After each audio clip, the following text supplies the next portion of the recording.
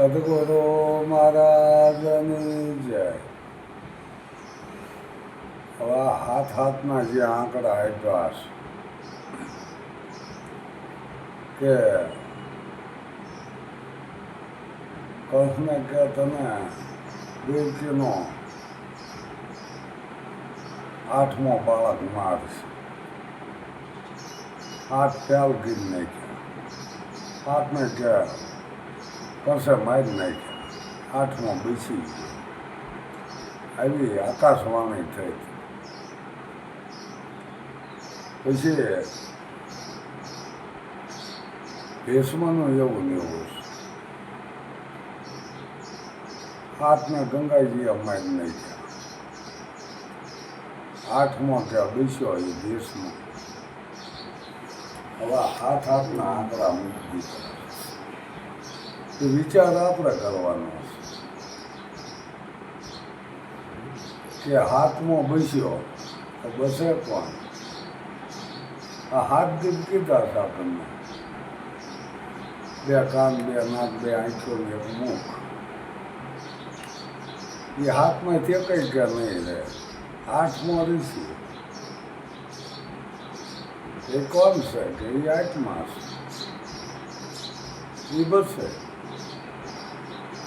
અને આત્મજ્ઞાન થયું હોય કેડે આ મરે કે આંખી હું નહીં, નાકી હું નહીં, કાની હું નહીં, મુખી હું નથી. આત્મજ્ઞાન એવું છે કે હાથે દીપમાં જે કંઈ દીપ નહીં. જે હાથ દીપ મૂક્યા છે એમાં એ કંઈ નહીં. જે સંયમ પોતે છે એ આત્મા છે. અને ઈદ આ કૃષ્ણને મારે, રાવણને મારે, આત્માથી મરે, બાકી મરે એવા નથી. આત્મજ્ઞાન થયું હોય ને એ જ મારી બીજાથી મરે એવું નથી. નકર તો એ રાવણ ઊભો છે એ જ મારવાનો. પણ જ્યારે આત્મજ્ઞાન થાય ત્યારે રાવણ કહો કે કૃષ કહો કે આ ભીષ્મ એ લો, ભીષ્મએ કંઈક ને મારી નાખ્યા. પણ આપણે અત્યારે જો એ કરવા જઈશું ને તો જેલમાં જઈશું. એ કાંઈ એ હોય જ તે દેવ દાનવ હોય. એ ક્યારેય ખૂટે નહીં. નો દેવ ખૂટે, નો દાનવ ખૂટે. અને ક્યારેય કોઈએ સંપૂર્ણ વિનાશ નથી કરી. પરશુરામે કે 21 વખત પૃથ્વીને નક્ષત્ર બનાવી, એટલે સત્ય નો અડવા દીધા. આ વાતે સમજવાની જ છે કે 21 વખત જો મારી નાખ્યા હોય અને તોય કે આ રહ્યા કે કેમ રહ્યા કે કોઈ હવે કે રયતનું રક્ષણ કરે એવું રહ્યું નહીં. એટલે કે આબુ પર્વતમાંથી યજ્ઞ થયો. એમાં જ કે બધા એમના નીકળતા આવ્યા. પણ જ્યારે કે માર કરતો નીકળો એ કે પરમાર. આવું બધું આપણને મગજમાં થાય છે. જો જ્ઞાનની રીતે આત્મજ્ઞાન થયું હોય તો પોતે જ મારી શકાય. અને પોતાના શત્રુ પોતાની અંદર જ છે. કામ, ક્રોધ, લોભ, મોહ, અહંકાર, મસ આને મારો એટલે ઓલા શત્રુ તો આપોઆપ મળી જાય છે. તો કે આપણે જ નથી આ શત્રુને મારી ગયા એટલે તો એ બળવો કરે. એમ પોતાના મનને પોતે નથી મારી. મરે છે એવું શું છે? મન મરે છે. બીજું તો જો આ દેહને બાળી દે તો કોઈ જીવ મરતો નથી, માયા મરતી નથી. નામ, રૂપ, ગુણ આ દેહને બાળી દે તો બધું રહ્યા છે. આ એક સમજવાની થેરી. જીવય આવે જાય એવો નહીં, માયા આવે જાય એવી નહીં. પણ એ પૂરી સમજણના ઘીરે હોય ત્યારે. નકર તો સાખ્યુંમાં કીધું મન મરે, માયા મરે, મરમર જાય શરીર આશા તૃષ્ણા ન મળે કઈ જા દાસ કીધું, પણ આશા તૃષ્ણા જો મળે તો પોતે દાસ કીધું. એના કોઈ આશા તૃષ્ણા ન હોય, એના કોઈ ભગવાન મેળવવાની આશા ન હોય. અને મળ્યા છે એને લોવાને સબરીને મળ્યા છે, તાડકાને મળ્યા, સૂર પંખાને મળ્યા છે. મળવામાં ફેર છે. ક્યાંક મળ્યા છે એનો ઉદ્ધાર કર્યો, ક્યાંક મળ્યા એનો વિનાશ કર્યો. સીતાને કાયમ સંગી કહેવાય, લોકોને જીવન સંગી હતા ને, તો એ ઉદ્ધાર ન થયો. રામાયણ ક્યાં છે? હકીકત તો શું છે આપણને શું ખબર હોય. રામાયણ એવું કહે છે કે સીતાજીએ હાથ જોડે અને રજા લઈ લીધી કે આમને હું પરમાણ દઈ દઈને થાકી રહી સૌ. સીતાના પરમાણ માગ્યા છે, રામનું કોઈ પરમાણ માગ્યું નથી. લીલા કહેવાય, મોટા કરે ને લીલા, નાનો કરે એ ભૂલ કહેવાય. આપણે ધર્મજનમાં બધા ઇતિહાસ જોઈજો, બધા પીડ્યા છે ઇતિહાસ. 60 વર્ષની સમાધિ લગાવતા હોય તો ભેવડીને શું મોહિત થાય. એવું જો જ્ઞાન થઈ ગયું હોય તો ભેવડીને શું મોહ પામે.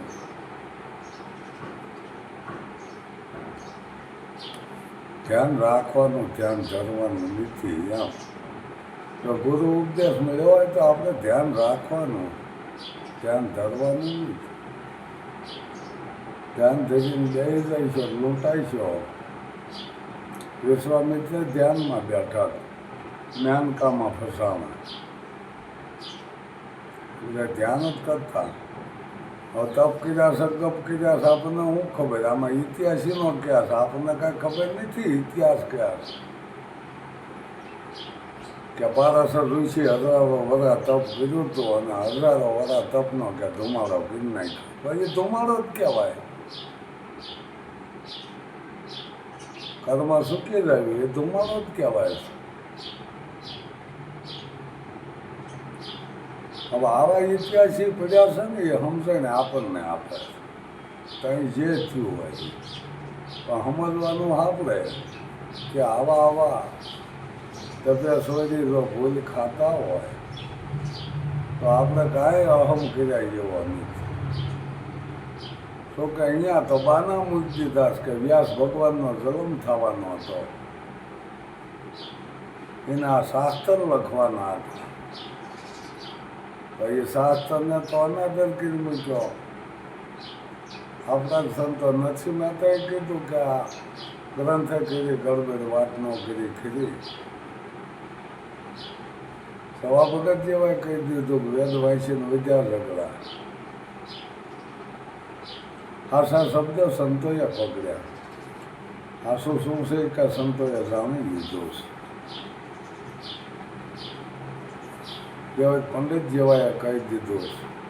ખોટા પુસ્તક, ખોટા પાનિયા, ખોટા થાય છે કાયદીના પુરાણ.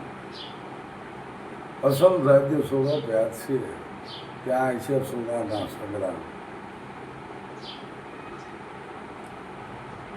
અસલ જ્યારે વાત જાણવામાં આવી જાય છે ને, અસલ વાત એટલે સત્ય ન જાણવું, કંઈ આ બધું ખોટું પડે.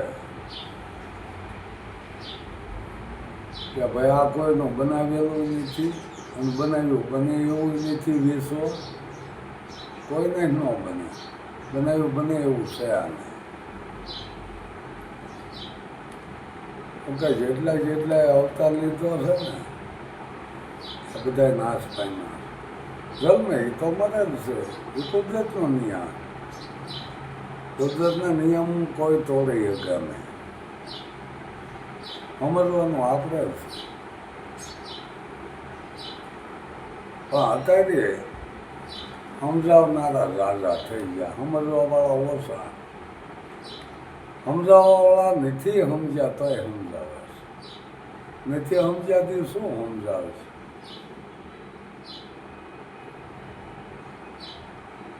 સમજેલો હોય એ સમજાવીએ. પોતે સમજ્યો હોય તો પોતાના મનને સમજાવીએ કે પોતે જ નથી સમજ્યો કોઈ પોતાના મનને કે સમજાવે.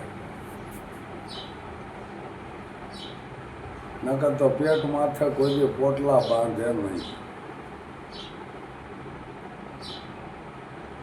આપણને તો આશરા ધર્મ જ્યાં જ્યાં રહે છે ને ત્યાં સમજાય છે કે આ મજૂરી કરીને લાવે છે છતાં એના વિવેક તો આ ધર્મગુરુ ને આ દેહગુરુ કોઈ વિવેક જ ન હોય. એ વિવેક બધા આમાં જ પાડવાનો. તમારે આમ કરવું જો તમારે આમ કરવું એટલે તારે કાંઈ નથી કરવાનું. આ બધું અમર કરવાનું કોઈ ક્યાં નહીં. ક્યાં નહીં એટલે તો પછી આ રીતે રહેવાય નહીં.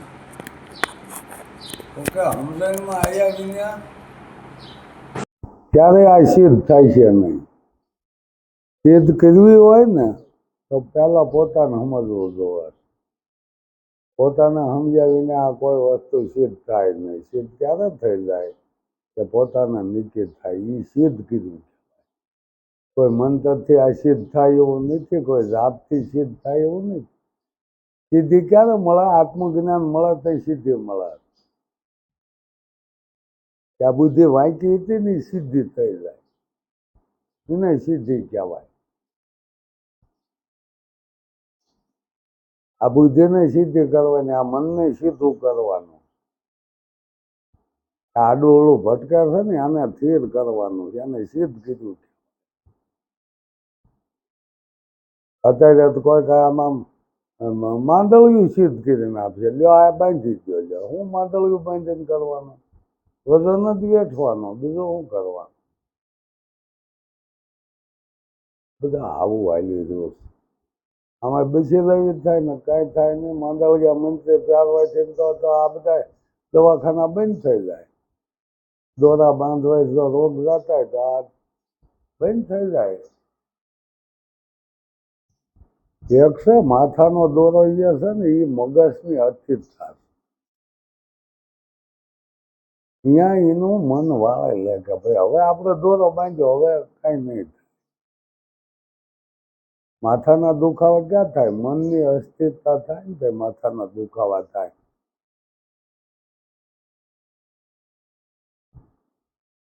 અને એ દોરો બાંધ્યો ને એને રાગે પડ્યું એટલે કે ભાઈ આ દોરા બરોબર. એનો દોરો હાલે. બીજો કરતો હોય માથાનો દોરો પણ કે એનો નથી હાલ. અને એક અહીંયા માણસને અહીંયા શ્રદ્ધા પકડીને બેઠા હોય અને મનની મનોદશાને વાળી લે. આ રીતે એમ હાલે, કોઈ આમ હાલે નહીં. બાકી તો શ્રદ્ધા કયો કે વિશ્વાસ કયો એનીથી તો કોઈ નથી કહેતા. કોઈ કે શ્રદ્ધાથી કામ થાય, કોઈ કે વિશ્વાસથી કામ થાય. તો આપણે એ જ કરાય. બીજું શું લ્યો માથાકૂટ કરાય? આ ઉનાળાનો ધોમ તડકો અને એ મહેનત કરવી એ કરતાં તો વિશ્વાસ ને શ્રદ્ધા રાખીને બે જવાય સાંઈ. એટલે હટ ભૂખ ભેવા થાય. અંધશ્રદ્ધા નથી. જે મહેનત થાય એ જાત મહેનત તો કરવી જોવાશે. આ તો ગુરુના વસનમાં નથી હાલવું. ગુરુ કરે એમ કરવાનું. તો કે ફાયા હોય ને ફાવે એ જ કરે, ન ફાવે એ જ કરે. અઘરું પડે. એટલે આમ માણસ જો કહેતા હોય તો આમાં હોશિયાર છે અને આમ અંધશ્રદ્ધામાં ખ્યાઈ ગયા છે.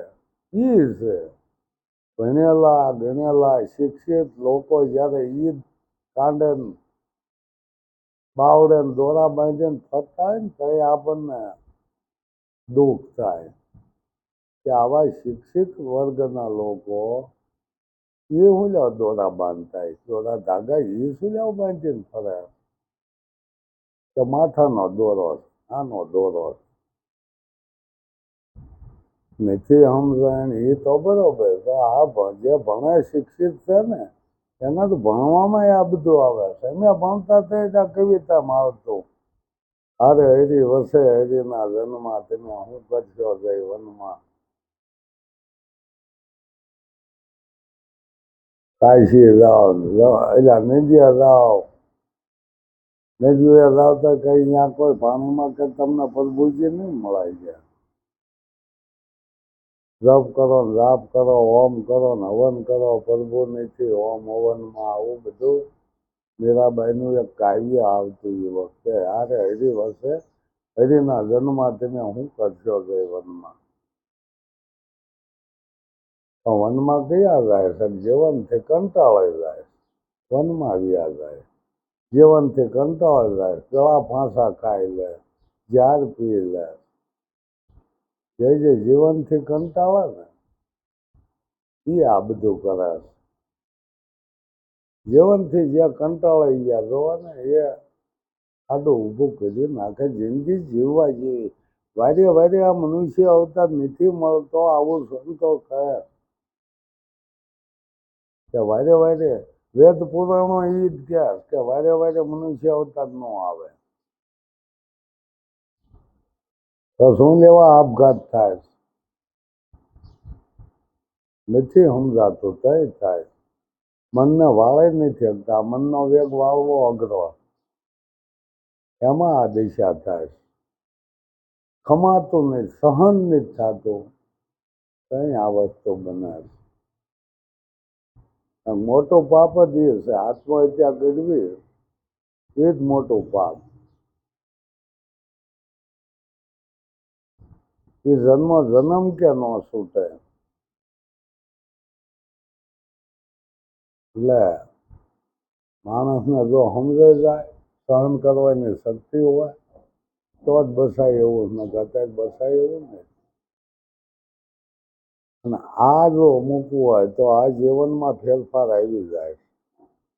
અમુક તમોગુણી વસ્તુનો ત્યાગ કરે છે ને એને સહન શક્તિ વધી જાય. બાકી તમોગુણી આહાર હોય ત્યાં સુધી તો એ હવ ના કાર્ય હવ કરે. તમો ગુણ હોય એટલે રજો ગુણ હોય જ. સત્વ ગુણ ને લોભ કીધો. આ ત્રણ ગુણ ને સમજવા જેવા. રજો ગુણ ને કામ કીધો, સત્વ ગુણ ને લોભ કીધો, તમો ગુણ ને ક્રોધ કીધો. તો સંતોએ આ કામ ક્રોધ લોભ ને બાદ કીધા. એ ઈદ બસવાની બાજી છે. અતિને કોઈ ગતિ નથી હોતી. અહીંયા માણસને વળી જવું જોવા ગમે એને અને સમજાય તો જ વળે ને વળે નહીં. અને મન વિના મળવું ને એ ભીતે ભટકાવાઈ જવું. પોતે જ પોતાની પદ તોડી નાખે. પણ જો આત્મજ્ઞાન હોય ને તો એને બીજું ન દેખાય. એનો ભાવ જ એવો હોય, એનો પ્રેમ એવો પ્રગટ થયો હોય છે કે જ્યાં વ્યામ જેવું કાંઈ ન હોય. પ્રેમ જ હોય. પ્રેમ રાખો એવું કીધું. વિશ્વાસ તો મારી જેવા ઊભું કીધેલું છે કે વિશ્વાસ રાખજો તો પ્રેમ રાખજો. પપ્પા પ્રેમ તત્વો પરખાવે એની તોલે બીજું ના આવે. જો પ્રેમ હોય ને તો પછી એની તોલે એકય નહીં આવે. તો એમ ન કહે વિશ્વાસની રાખજો કે એની તોલ કોઈ ન આવે. પ્રેમની તોલ કોઈ ન આવે. અઢી અક્ષર પ્રેમ કા પઢેસો પંડિત. બાકી પોથા પડપડ તો જગમુવા. પંડિત કોઈ ન બન્યા. પણ જેને જેને પ્રેમ પાયા છે ને એ જ પામ્યા છે. આવો આ પ્રેમ છે. વ્યામની દવા જ પ્રેમ છે. ઘણા કહે કે વ્યામના ઓહરિયા ન હોય પણ વ્યામની દવા પ્રેમ છે. હોય જ તે દરદ હોય ને દવા હોય જ. ખબર ન હોય ત્યાં સુધી આપણે એવું બધું કરીએ રાખીએ. પ્રેમથી આગળ કાંઈ નહીં. પ્રેમને વસ્તો રાજી એમાં શું કરે પંડિતને ખાજી. કર્માભાઈનો ખીસડો આરોગ્ય વિદુરની ખાધી હતી ભાઈજી. વાલો મારો પ્રેમને વસ્તો રાજી. આ પ્રેમને વશ થાય. પ્રેમ વિના એક જો ભગવાન જેવા પ્રેમને વશ થઈ જતા હોય તો પ્રેમથી આગળ શું હોય એ આપણે પોતાને નક્કી કરવાનું.